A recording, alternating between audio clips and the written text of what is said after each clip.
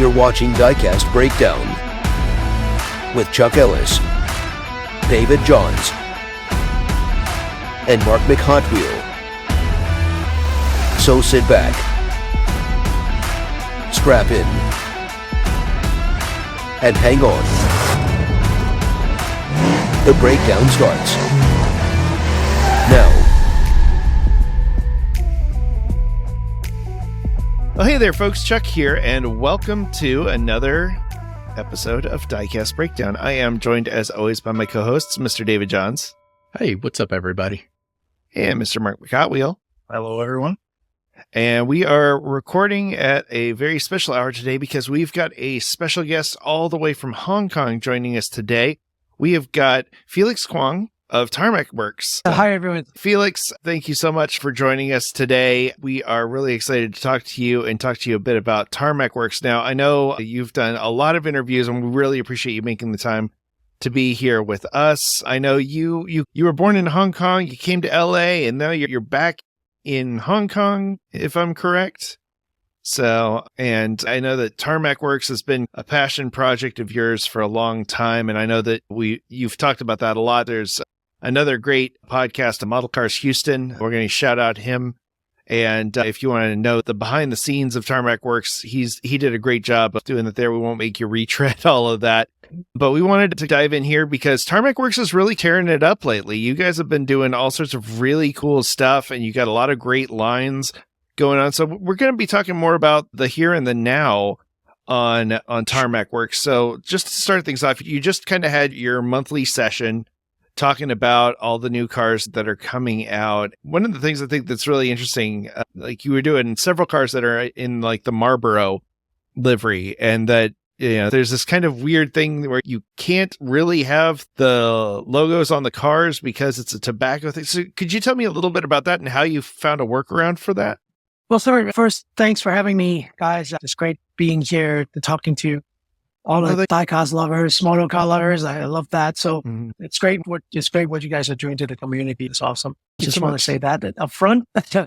And then for the tobacco stuff, it's been quite. It's basically the rule that any tobacco brand, you just can't feature it on the products. And then when you go through customs, they have the rights to pull it. So the workaround is basically you still do it, but the certain brand or the decorations will be a decal in a sticker, and the decal sticker, so that is put inside the packaging, usually at the bottom of the base, and then you can take it out and then just apply that when you receive the product. So it does take a little bit more work, but usually it shouldn't be too hard. Usually it's on the door or on the front bonnet. And usually it's quite big as well, so it shouldn't be too difficult. For me, it's difficult, but for others, I don't think it is. So yeah, that's the kind of the workaround, because oftentimes those liveries are very classic. You have the Marlboro, of course, and then you have like the Rothman's livery, which are really classic. So we, as race car lovers, we still really want to do those liveries, and so we just have to find a way to work around it. Yeah, it's a pretty clever way to do it too. That's nobody notices. Anybody wants to get rid of custom cars, perfect introduction. Yeah, that's a right. Nice little gateway way to do that. Guys, you have got to go back. If you're on Instagram, please go to the Tarmac Works page and check out the May live that Felix did, because it was chock full. Felix, it was like start to finish. I was watching, and there wasn't really a time where I could turn away, because everything was like hit after hit. Okay. And what I got from it, there you go. And what I got, kind of a theme that maybe you can speak on, and we just talked about it, is you and your passion for racing, and how the company, you guys have gone so far as to even sponsor an actual race car that, oh, by the way, happened to win a race in Macau. Talk about just like the commitment to the racing scene and how that is woven through the lines that you guys put out in your diecast.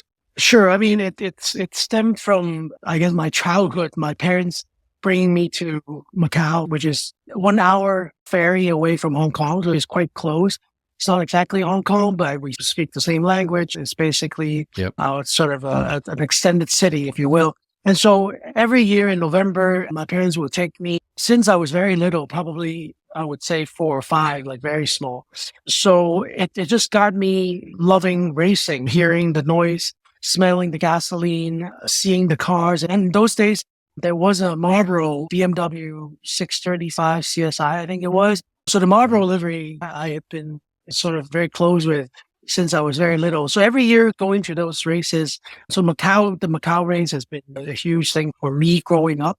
And I think same for a lot of the guys in the company. So we have a bunch of really passionate guys who love any type of racing. They're a bigger fan than I am for sure. Like we're in F1 and GT3 cars, like the Nürburgring race that just happened in the weekend, any type of races, Super GT. So they're really into racing. So the whole team basically is just really into racing. And that's how kind of we started. And so, and it stemmed from that. So all the racing stuff. And in those days, if you could recall, like we're talking about 8-9 years ago, there weren't a lot of companies doing racing models in 64 scale. We have the Kyosho's of those days. Tarmac obviously was huge. Hot Wheels, all those guys were huge, but no one really doing so much racing stuff like mini champs or Spark, but in 64 scale. So we sort of came in at the right time and introduced 64 scale with very detailed livery and something like that. And so the collectors really sort of were drawn to it. It was like, well, how can you put so much detail on a 64 scale color, all those stickers?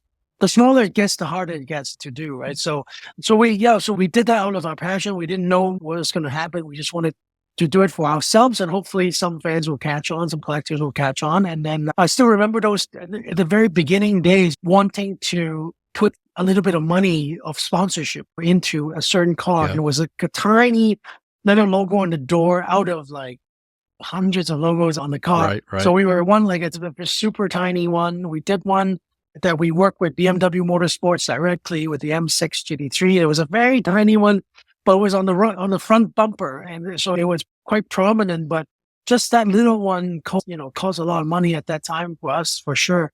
And then it was just, I think part of the reason of getting a bigger sponsorship was also because of COVID, because a lot of brands sort of stepped away from that. And for us, it makes a lot of sense because it directly deals with our business, because the car that we sponsor, obviously we can make in the model car and hopefully make some money back to fuel that sponsorship. And so it just led to working with a lot of teams in Hong Kong, especially through the years that we've been in business. We've just got to know them and gotten certain opportunities. And last year was the very crazy one where we got 2 cars, and then that wasn't the plan for sure. We were going with the Audi. The plan was to bring in Hello Kitty, which is such an iconic sort of character, especially in Asia. So bringing Hello Kitty onto a race car, I thought that would be a cool idea. And then the second car just came in with a sponsorship opportunity that I just couldn't pass. We had a really good factory driver from Mercedes-AMG, Marango. He has won races in Macau before. And so it was just something that I couldn't turn down because I knew the deal probably wouldn't be on the table if it was post-COVID. So we just had to go for it. So yeah, we were really fortunate to have a really cute-looking Hello Kitty car as well as a very competitive car that the AMG we kind of knew should be in the top 3. And we just really lucked out and won actually both races on the weekend. So yeah, hopefully we can have a picture, maybe Chuck, of that AMG, that GT3. Yeah. And it's got Tarmac Works as, absolutely. just prominently on the door. It had to be a moment of immense pride for you guys as an organization. I think the last time I saw something like that was when Kyle Petty had the Hot Wheels 44 car in NASCAR. I can't think of another time a Diecast brand has been on there. So that's like really cool because that was like decades ago that we have like that prime sponsorship. It was a huge moment and milestone for us. And that particular AMG was designed by John Sabolo. You guys probably know the car designer that we started working with. And he was very kind enough to make a really quick design based on a sort of retro livery and made a sort of modern spin on it. And then the Hello Kitty car was just very different. And so we had 2 very different cars that represented us, and it was a dream. But the very unfortunate thing was that at those times, Macau was still in a lockdown, so you had to have like 2 weeks of quarantine, so I couldn't be there to see the actual car.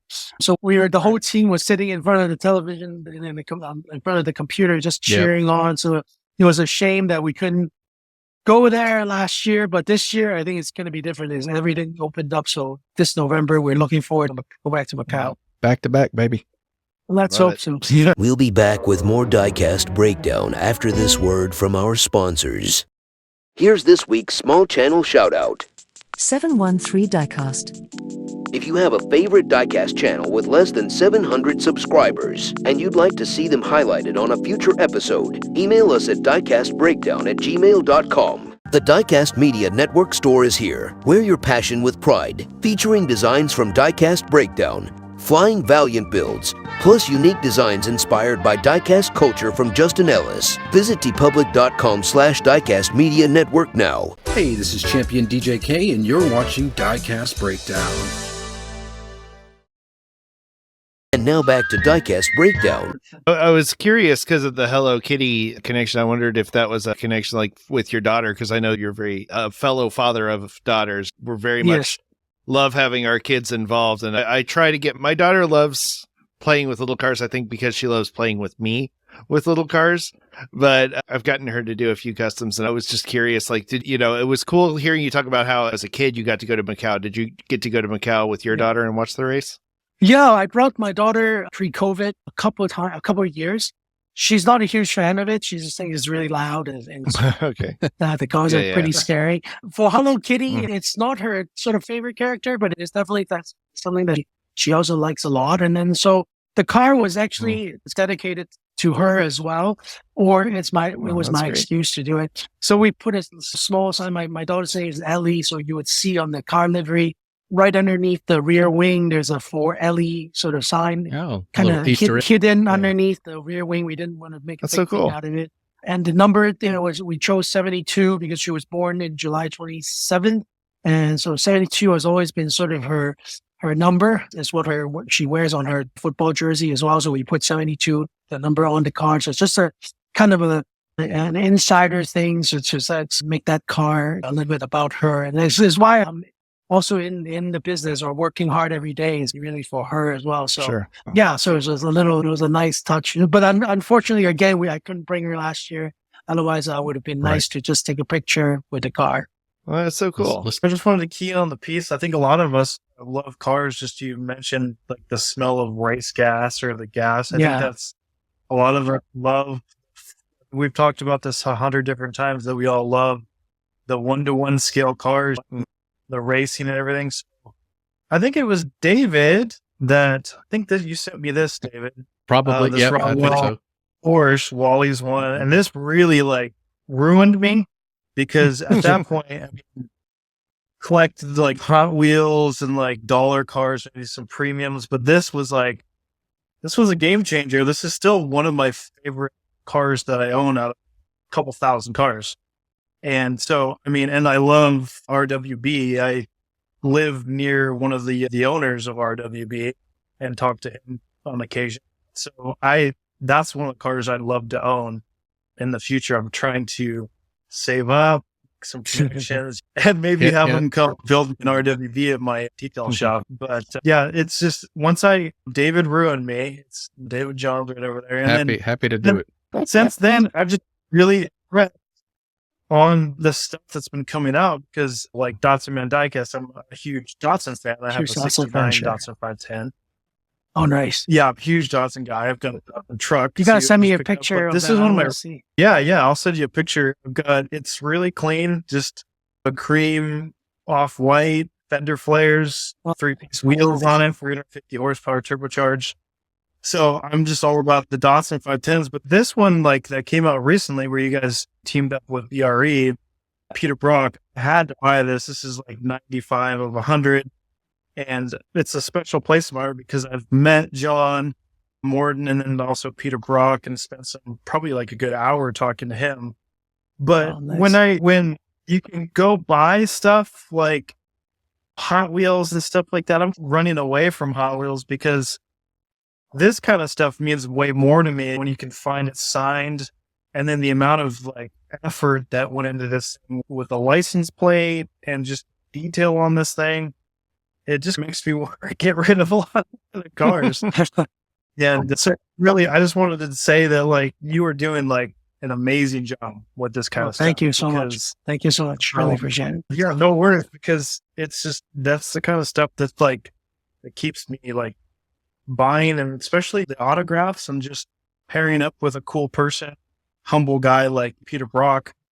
I got the opportunity to meet him and have him stand by my car and say, whose car is this? This is beautiful, and walk around my car. I'm not the kind of person that gets started generally, but like this guy is so humble about his history and like the things that he's accomplished, just to be chatting with me for like an hour at a Datsun car show down in Oregon, down in Canby, Oregon a few years ago. So it's cool to see that stuff. I'll jump on that and I'll pay pretty much all the money in the world for it. So yeah, you guys are killing it. You guys are really doing it right. I mean, I'm a huge advocate of these premium cars. Thank you so much. And that kind of, it's a easy segue, Felix, into what's really cool is how many collaborations y'all do. Is your company, and when I say that, I'm really meaning you, it just seems like you're open to working with other makers and coming up with these really cool collaborations. Just in that last live that we talked about, you had stuff with HKS, you had stuff with Mini Champs, and you had stuff with Shuko. So maybe share with the listeners, like, Tarmac Works is out there looking to just make really cool stuff, and it doesn't matter who they team up with. Is that kind of what you're thinking? Yeah, I think for me and personally, I think it's the most fun part of the job is to link up with like-minded people, like-minded brands to work on something cool together, just something exciting for the market, something exciting for us to work on, and then hopefully the market receives it as well. And so it doesn't matter if it's a fellow sort of, some would say competitor even, right? Brands like Mini Champs or Shuko. And then there could be brands like fashion brands. There could be brands like HAS, Grady. And then there will be brands like Hello Kitty that we all know, like One Piece, those kind of things. And we're looking for the synergy between the two brands. Like, what can we both bring to the table that makes something exciting? Sometimes it works, sometimes it doesn't, to be really honest. But right. I think the fun is really because I always say the car is just a car, right? And it's the same car that all the brands can choose to make. And then if we could put a spin onto it, then you create something that is sort of something that wasn't predicted in a sense. So that's really the fun part of my job. The guys that I have in the team, they're awesome at developing the cars and all those stuff. So it gives me the sort of freedom to go out and actually talk to different brands and get to know different brands. And for me, that's the really exciting part, because I could all be like just sitting in front of the computer doing work all day, but then I can go out to meet different people. Sometimes you work with the brands for a long term. Sometimes you work once or twice and you find we don't have the sort of same energy. Then it's okay. We go different ways, and that's fine too. So it's just really exciting that you can wake up every day and thinking about what kind of opportunities are out there. And I'm not a very good business owner in the sense that I never look at really the numbers. So I just look at how exciting that project is, and then I just go for it, hoping that the collectors will resonate with it. But that's also part of I think the I wouldn't say success, but I think it would be why we kept on doing a lot of collaborations, is because I don't really look at the numbers. I don't need to say, okay, we need to make a certain amount of money or a certain amount of percentage in order for us to do that, because I look at it from a very long-term kind of thing, where once we work with HKS or another company might see that and say, oh, maybe we can work with Tarmac Works as well. So it's a long-term thing, and it's something that is very core to our brand identity that we want to continue doing really fun stuff. And that's the really exciting part of the job for me. Yeah. And I think that really shows in Tarmac Works' product. You can feel the passion in the product. And I will say this, I think you're the only manufacturer that we've had on where all of us have brought our product with us to show off. We've all got our cars here. So I just got this one. It's the Tarmac Works Dodge van, which I love because my parents, we had a 92 Dodge van that was like 2 years before this generation came out. So it's very similar to the one that I grew up in, but also it's a drift car. And I love that. And I want to talk more about those partnerships in a little bit. But I noticed when I got this that there's also a notation on this box that says 1HKD, per car goes to Tarmac for Good. And I was wondering if you would talk to us a little bit about what that is, because we have our own charity that we do every year where we donate toy cars to kids. So could you tell us a bit about Tarmac for Good? That's awesome. Yeah, sure. I mean, I think it was probably 2 years ago. Around that time, I really wanted to, as the company grew a bit, we started to get our stride, and sort of the business is going into the right direction. So I wanted to do some stuff to give back. And so, we have done that in the very beginning, so doing charity auctions, charity projects here and there. But I just felt like I wanted to do something that is long-term, that is also every day, that it's not like, oh, we made a certain amount of money, let's write a check to whoever or for a certain amount of money. So I wanted to work that into the whole business. And so a friend of mine actually recommended, well, why don't you just put aside a certain amount of money for every single product that you do, then it's part of your business plan, part of your business, part of everything that you do. And so I thought that was a great idea. So we just put $1 Hong Kong dollar. It's not a lot, obviously, but when you add it up, we do, I think last year, I don't know the actual number, but I think we surpassed like 250,000 units for last year. So that's it's up 30,000 That's awesome. US, 30,000 US dollars, 250,000 Hong Kong dollars. And that would add up. And that's just 1 year, right? So when you add it up, and it becomes a good amount of money. And so that amount of money is put into a pool, and it's a charity pool, if you will. And then we get to decide through our team, through my personal self, and then for our partners, sort of which, either it could be a charity, obviously, that we can donate to. And we have worked with the Cancer Fund and a couple of other charity organizations in Hong Kong. It also could be something of a project that helps people in general. It doesn't have to be like a charity kind of thing, where one of the things that I really wanted to do is, because again, Tarmac Works is a passion project and built out of a dream. So I wanted to help with either a platform or something that enables young people to actually dream, and hopefully either by mentoring them or giving them some budget that they can work around with to start their own business and start their own kind of thing. So that's also part of the Tarmac for Good kind of program, is that we can help the charities, we can help young people to pursue their dreams, and that's the program. So every time someone buys a car, that goes into this pool. So we wanted to build it in and not do something kind of ad hoc and once in a while type of thing. Oh, that's amazing. It caught me off guard, Felix. I mean, that's amazing that's part of the DNA of the company. He'll never say it, but you and Mark are kindred spirits.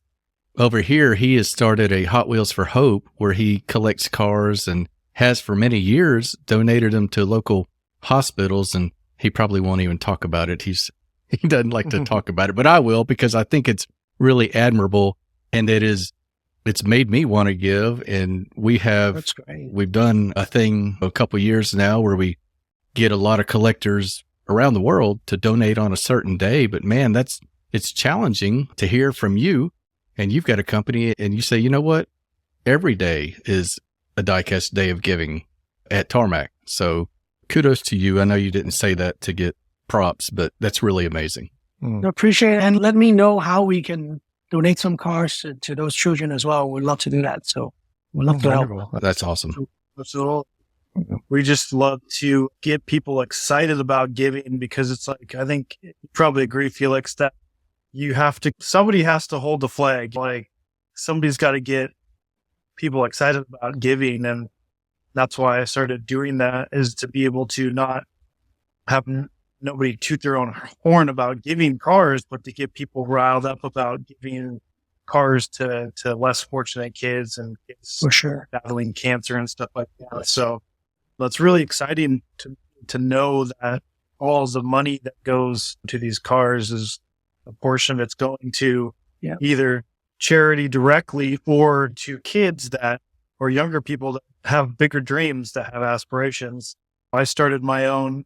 I left a pretty cozy job of 10 years working for Lexus to start my own detailing business just about 8 months ago, full time. And it's a very scary thing to do. But it's try to encourage people to like chase after their dreams and what excites you, what makes you happy. I love cars. I think all four of us love cars, but to be able to help people to get cars polished and corrected, and from a Chevy Spark that I did today to R32 GTR to Datsun 510s to Ferraris and Lamborghinis, it's just fun to be able to work with cars and help people out, from people that have bad situations with their cars to people that just want to get them cleaned. So that's really cool that my money, and when I'm buying this kind of stuff, or when David's buying this kind of stuff for me, which I wish he'd do more often. Hey-o. But it's really cool, and I appreciate that. And I think all of our viewers are going to really appreciate that, because all of our viewers are the people that are sending me cars. The first year that we did the Hot Wheels for Hope, and Hot Wheels for Hope is very general now. I mean, like, I don't just do Hot Wheels. It's just, I created that name, but it's any diecast, and Any car. I got any kind of diecast. Yeah. Like 1/64th mostly, and brand new. But I had 4,400 cars show up at my house from all of our subscribers, because I said, hey, let's get all these cars together. Let's rally up.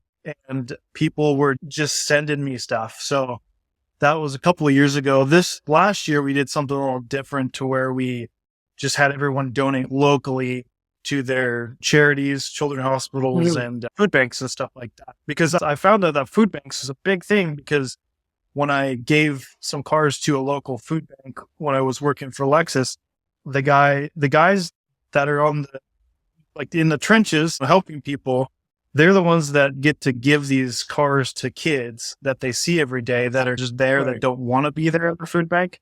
So the food bank thing was big for me, because I didn't realize how much of an impact that had on kids that were going with their parents to a food bank to get some food, and they got cars. They got to pick out their favorite cars.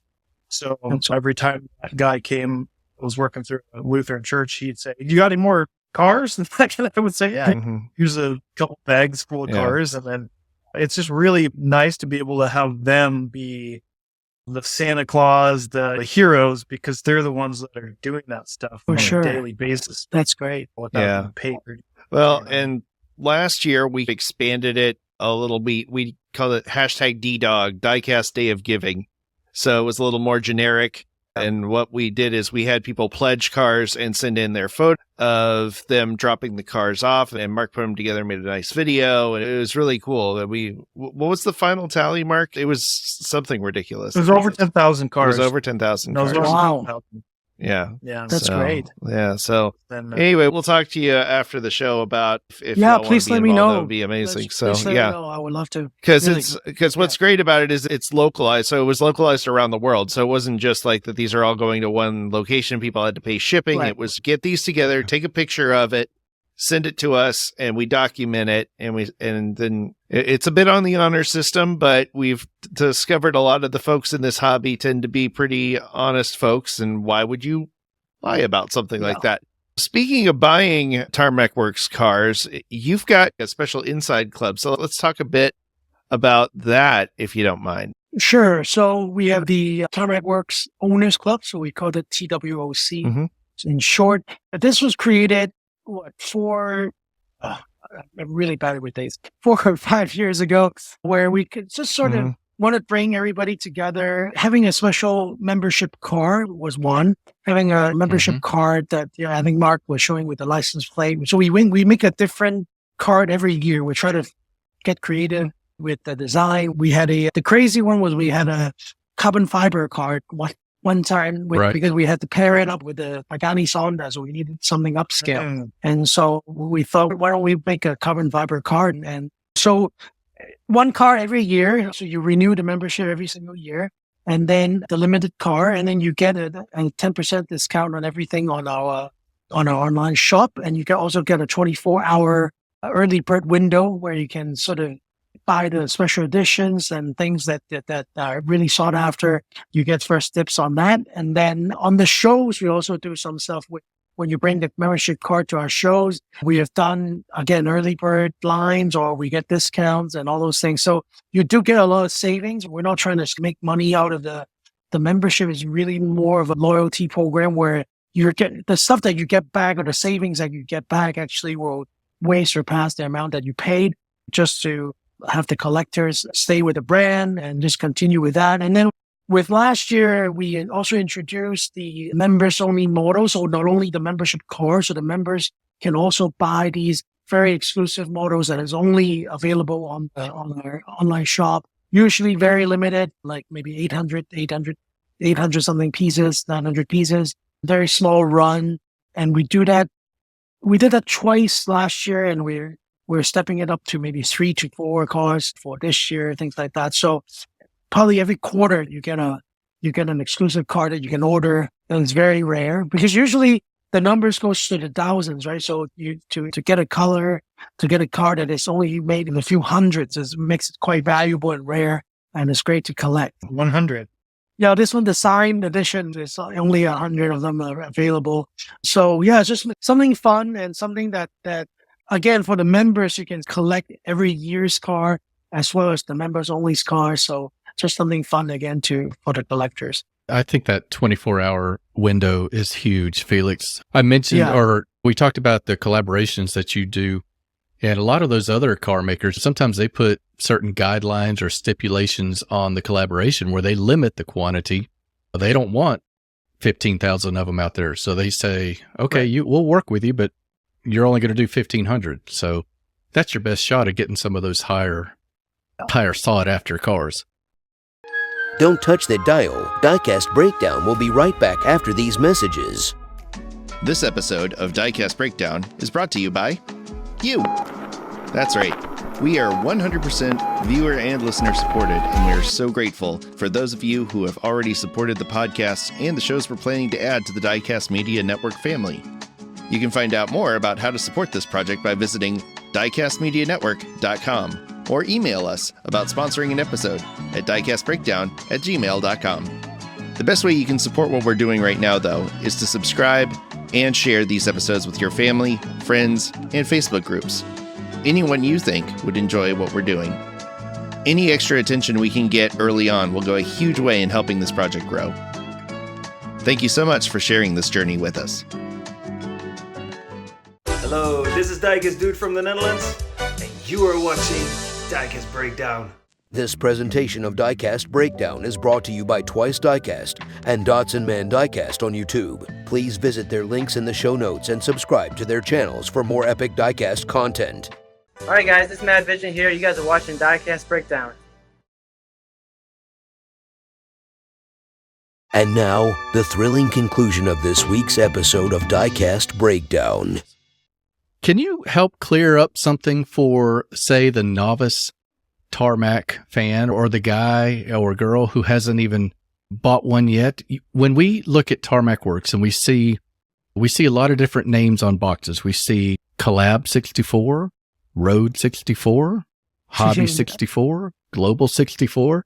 Can you just give us a basic primer maybe on the lines that you do and maybe what a collector can expect to find in that line? Sure. So we have different collections under the 64 scale, so the world. We started out with Hobby 64. It comes with a base. It comes with an acrylic. So the RWB that Mark was holding was a Hobby 64. It comes with an acrylic base, a display, very detailed in terms of the interior, the seats, sometimes a seat belt decos, even the interior, sometimes on the dashboard there could be decos. Usually there's a display with the car-specific rims. So each tooling usually maybe come with even 3, sometimes 4 types of rim design. So we match it to the actual car the best we could. The ride height is usually sits a bit lower, so the wheels don't necessarily roll. Some of them do, some of them don't.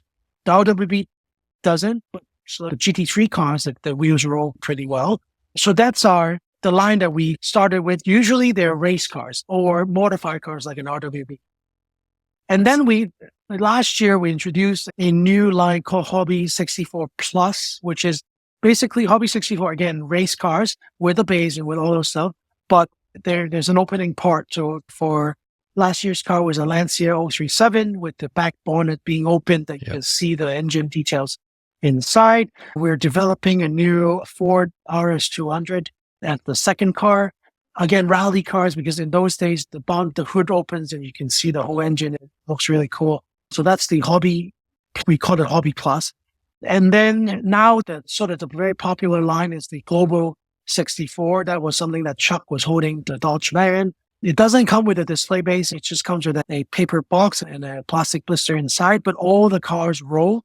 Most of them will have a metal chassis. There were a couple that we didn't do that. We just want to try it out, but most of them will. And I think the direction is that we will stick with the metal base, the bottom of the car, the chassis of the car going forward. Most of the cars were usually road cars. Because of the lower price tag, we didn't want it to do too many decorations on it because, again, the more decorations, the more expensive the costs are. And so that's the Global 64 car. We made that really for the US market in the beginning because, like a lot of people are used to the Hot Wheels, the Matchbox, and so not paying such a huge premium for the 64 scale car. So we wanted the price to be more affordable. So it was going for the US, the European market, but now the Asia market also launched the Global 64 already. And then on the side, we have other stuff like accessories. That's what we call the parts 64. So all the sort of garage tool kits or the dioramas. That's what Chuck is holding is the 4-post lifts. All those things, the rims, we have done quite a few rim sets for not only the RWB, but other cars as well. So that would be the parts 64, the containers and all those just fun sort of accessories that we're going with. I think I've pretty much everything covered, but we have something new coming hopefully this year. It's called Truck 64. So obviously the truck line, we assigned a deal with Mitsubishi Fuso Trucks to develop some of their trucks for them. So awesome. The first one will be a huge transporter. Then you can actually put 2 64 cars inside, and it has the sort of the wing opening so that, again, you can use it as a display or you can just shut them down and use it as a transporter. So that's a new attempt with us, but we've not done the big sort of trucks before. So that's something new for us for this year. That's fantastic. Love it. And I love like I said, I just held up one of the garage tool sets that y'all have. And it's funny. I love the globalness of this hobby because I actually bought this from Tom's Model Autos in Netherlands and had it shipped here because we just had him on, and I tried to make it a point to buy something from anyone that comes on our show. So I love that I bought this thing from a gentleman in Hong Kong from a guy in the Netherlands who shipped it to Florida. But it's all over the diecast hobby is everywhere. So you've got, can you tell me a little bit about your partnership with American Diorama? Because I know you have your own stuff, and then you're selling American Diorama, and you had a post about a year ago about there being a partnership, but I don't really fully understand that. So I'd love to know more about that. Sure. I mean, we had the chance to connect, and I've seen their figurines for some time. The figurines was something that I wanted to do, but I knew the costs were quite high because of a lot of the paint or hand paint, and it's just it comes with a lot of costs. But seeing American Diorama, they already have a really good sort of collection of figures already done, and they started to branch out to 64 scale a bit more. So we got a chance to connect, and actually the owner, it's also, he was also from Hong Kong, but he has been living in the US for quite some years.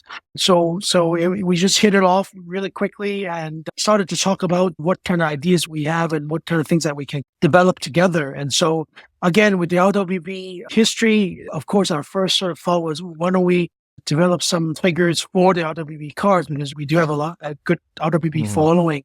And the owner of LWB is such an iconic figure that if we make some figures next to the cars, and the collectors would love that. And so, and then bringing in also a lot of our connections, say with Moon Eyes or with BRE, all those things with the licensing that we can bring to the figure. So now it's not a generic sort of plain color figure anymore. And now it has a brand behind it to look like the real thing. And so we try to bring in what we can from our side to them, and they obviously bring in a lot of their wonderful toolings and things. So it was just a really good match, and then we save a lot of time in developing those figures as well. All the figurines are in metal, which is great. There's a heaviness to it. It's not plastic that just falls off. So it's oftentimes, again, with these collaborations and partnerships, it's just really leveraging what we are good at, what they are good at, and we are good at, and combining it to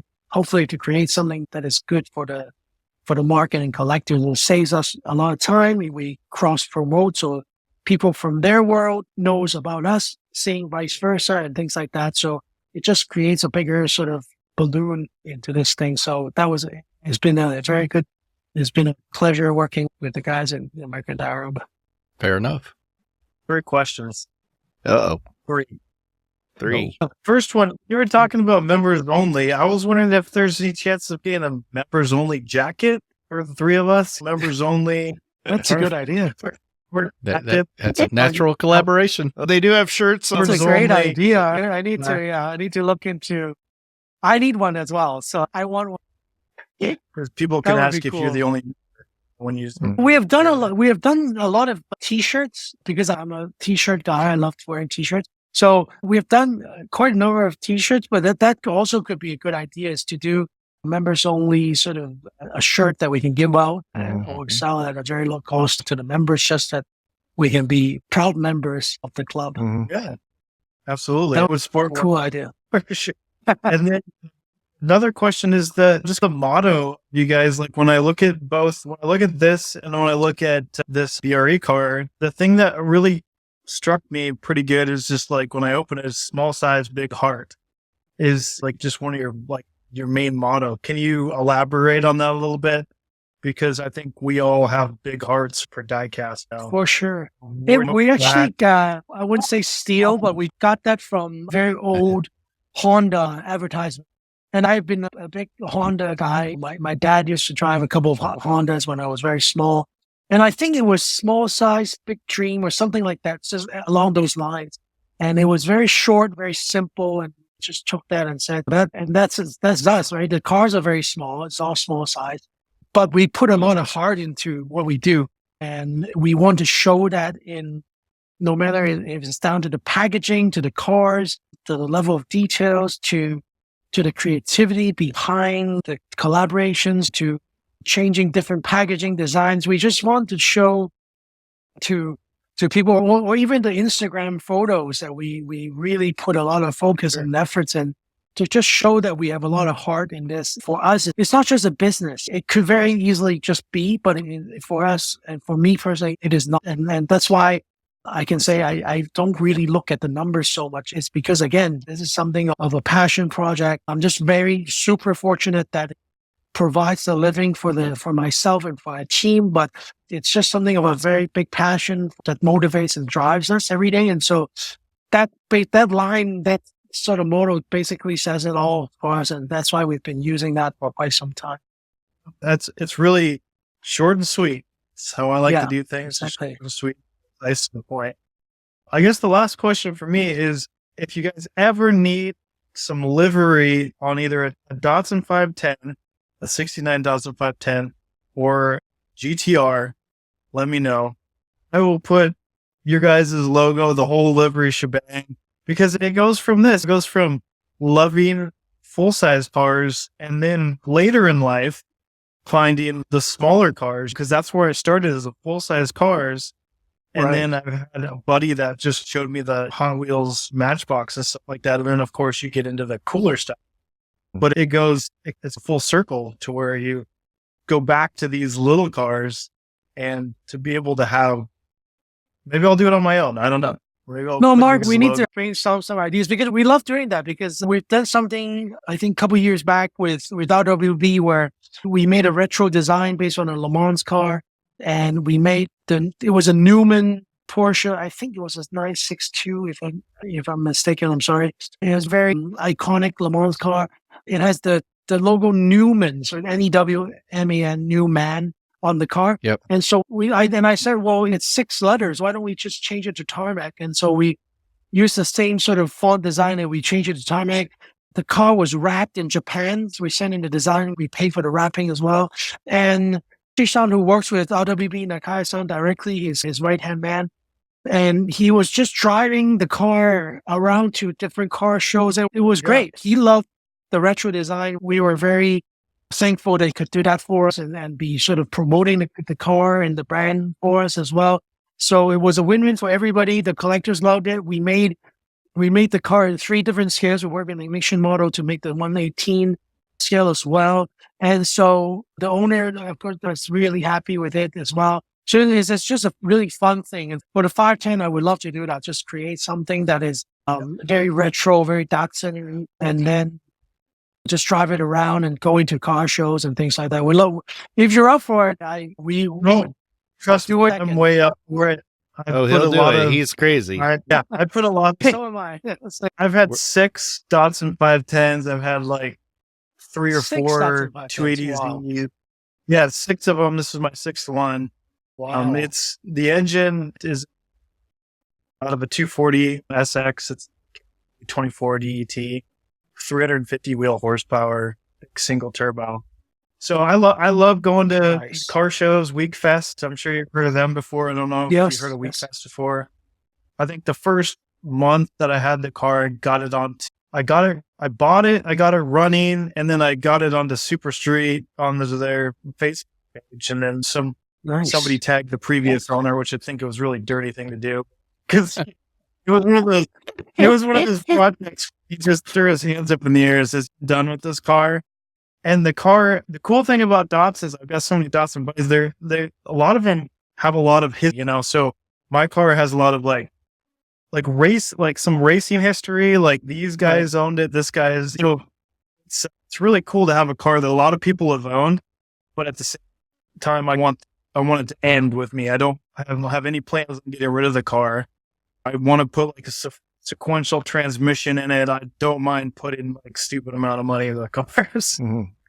Yeah, so nice. Would like to would love to do. We'd love to do that. That would be awesome. Yeah, boy, it's all coming together. There's not many companies that are willing to do that, to be honest with you, like that are willing to pair up with just the people that want to promote their stuff. And I mean, it's tough. I mean, definitely Mattel and stuff like they're really big. And I don't know, I just like the smaller companies that have more of a passion for the racing, the car communities, because I'm having a car show on my property at my shop on June 24th. I just want to have cars out here and just chill, but to promote everything and just have cool cars out here. I'm hoping I'll see a RWB car or 2. I invited one of the guys, Christian Kushin, one of the guys that's involved with RWB, but I don't know if he'll make it or not. I'm hoping he will. Yeah. No, with a smaller company, it's just more flexibility. So it can definitely be a lot more flexible in what we do. And there's as long as it's something fun and exciting and something that we can create together, then we're all for it. The real question is going to be, how much is it going to take you to change your last name to Tarmac Works? Yeah, not much, man. Mark McTarmac. Mark McTarmac. Well, can't even say it like middle name. Just add a middle name. Yeah. Just add a middle name. Mark McTarmac. Hyphen. Oh my goodness. Yeah, I have a hard time saying things. I always say like Tarmac's work. Like I just think I'm just. Yeah, we just now go with Tarmac. Even our Tarmac. You're going to need to work on that, Mark. Moving forward. Start fading out the work. Just call us Tarmac. We're okay. Tarmac. There you go. Yeah, Tarmac. I like it. Easy enough. Well, Felix, I'm pretty sure we could talk to you all day and all night about this stuff. You've been absolutely a wonderful guest, and we've been delighted to spend some time with you. We'll have to have you back on if you'd love to join us. We would love to have you back on and talk some more. But I know you've got a business to run, so we're going to let you get back to that. But before we go, let's let people know, how would they find you, follow you, all that good stuff.